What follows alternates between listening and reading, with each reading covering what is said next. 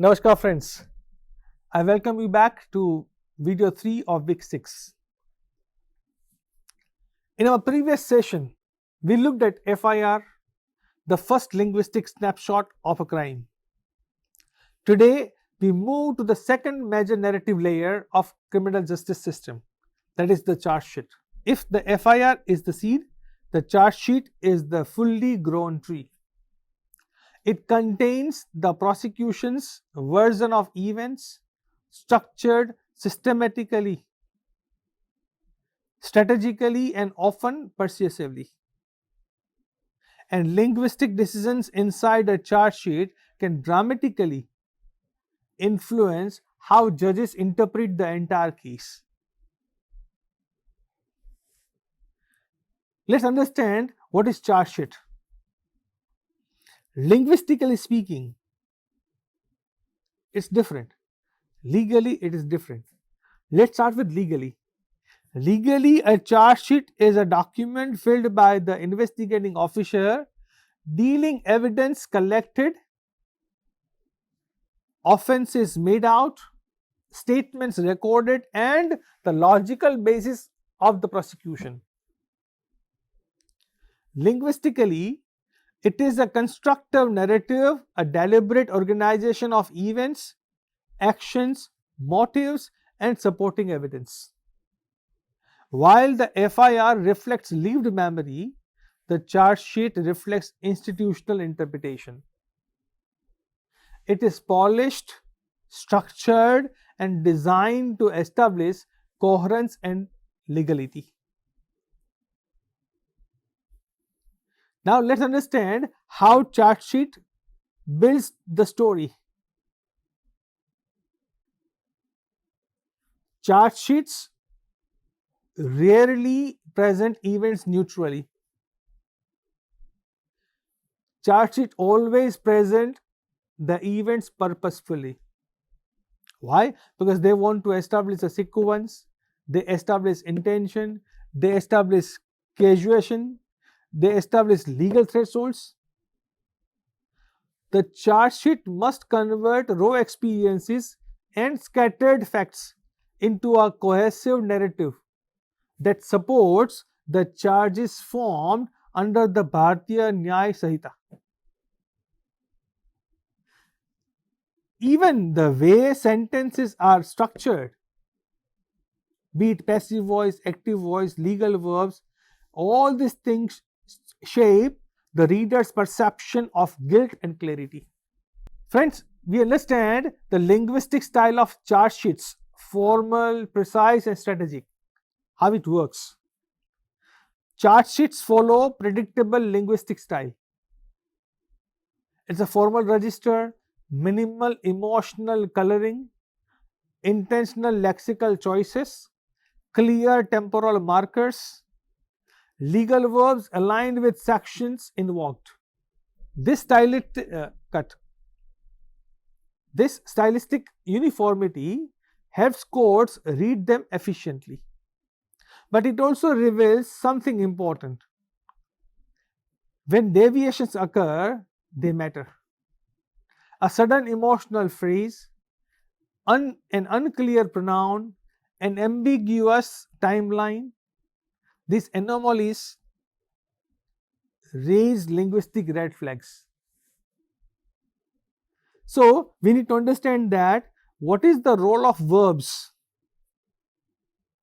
and how action is legally defined.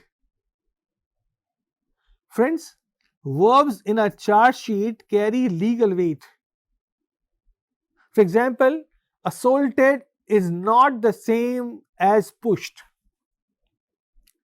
Threatened is not same as warned. Conspired is not same as discussed. Now you understand the power of words which are used. Courts examine whether the chosen verbs satisfy the legal elements of the offense or not. Friends, a weak verb weakens the charge. On the contrary, a strong, evidence-backed verb strengthens it. Forensic linguists analyze whether the verb choices are appropriate or not, whether they are exaggerated or they are inconsistent with the witness statements or not.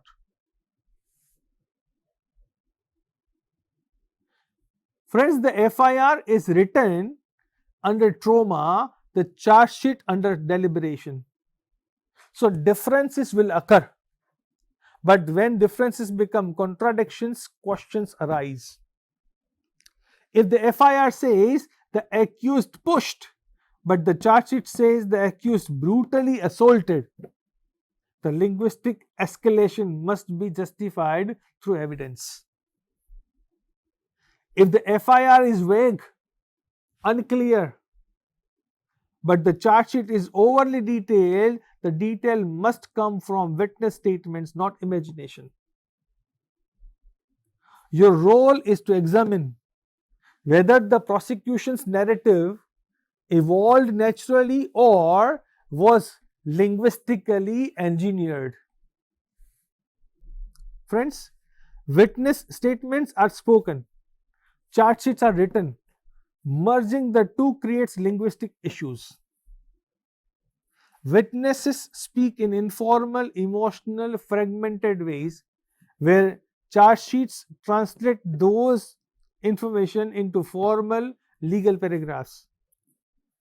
This translation must preserve meaning without distorting intention.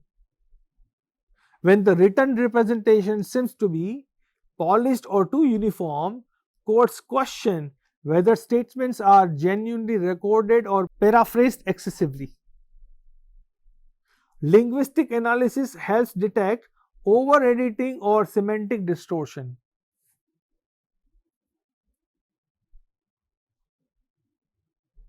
Friends, certain inconsistencies expose investigation lapses.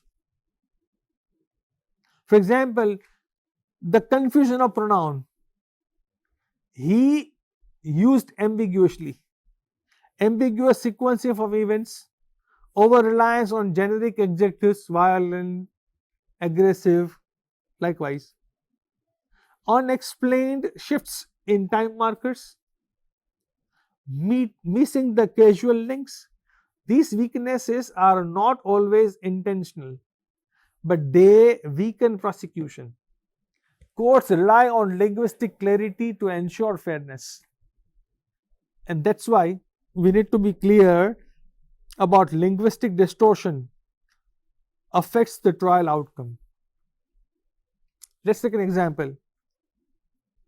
Consider a case where the charge sheet described the accused as habitually violent, despite no supporting witness statement.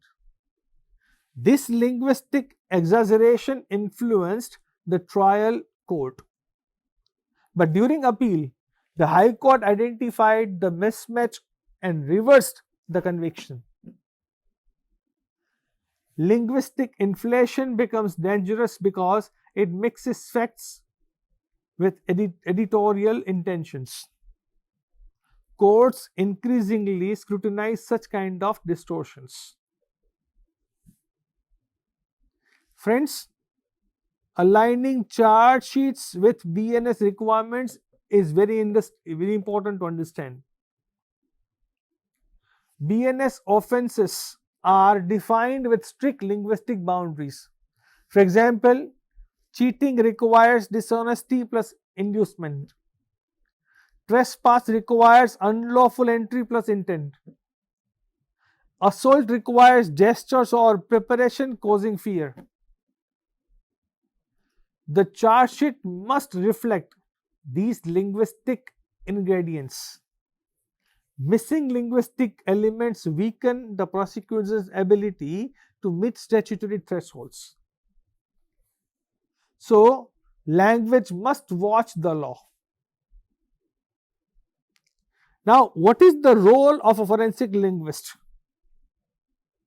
so far as evaluating charge sheet is concerned? Or we can say its integrity is concerned. Friends, your task is very simple. You need to evaluate, number one, narrative coherence, Number 2, lexical authenticity. Number 3, consistency across documents. Number 4, semantic accuracy. Number 5, absence of exaggeration. Next 6, that is presence of casual clarity. And the last one is neutral linguistic tone. A reliable chart sheet reflects an honest investigative process. So a weak or a manipulated chart sheet reveals systematic gaps. Linguistic insight strengthens accountability. And that's why when you are developing a linguistic eye for prosecution narratives, you need to be very careful. You need to ask yourself, does the narrative flow logically? You need to ask, are the verbs legally appropriate? Ask yourself, does the tone match the investigative stage? You need to be clear about, do the linguistic shifts indicate manipulation or maturation? Above all, you also need to understand that you need to check whether the emotional tone is justified through witness experiences or not. Friends, these questions transform you from a reader into a forensic interpreter. I hope that you must be enjoying, right, this journey. Right? When we walk through together about this course, we learn a lot together. Friends, this chart sheet is more than a procedural document. It is the linguistic backbone of prosecution. In our next session, friends, we move to the courtroom testimonies, where spoken language becomes evidence and the courtroom becomes a linguistic battlefield. I'm sure that you will definitely enjoy this. So stay tuned to the course until I catch you there in the next video, video 4, right? Till then, thank you very much. Namaskar.